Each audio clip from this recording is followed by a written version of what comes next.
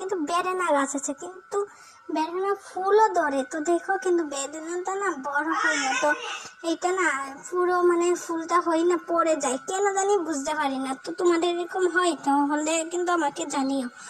তো দেখো এই গাছটা কিন্তু প্রচুরই বড় হয়েছিল, কিন্তু বড় হওয়ার সাথে সাথে না বেরেনা ফুলগুলো ধরা কিন্তু হয় না। তো দেখো এটা কিন্তু আগেরও গাছ মতন, এটা কালারটা আর কি হলুদ, তো হলুদটাও কিন্তু ভালোই লাগে, কিন্তু বেশি না গোলাপিটাই ভালো লাগে।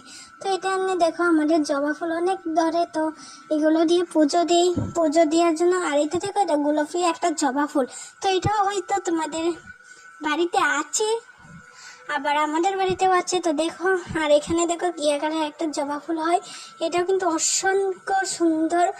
আর হচ্ছে আরেকটা কিন্তু আমাদের ফুল আছে, তো দেখো এটা হচ্ছে লাল জবা, যেটা হয় তোমরা অনেকের ঘরেই আছে। তো আমাদের এই গুলো গাছ দেখো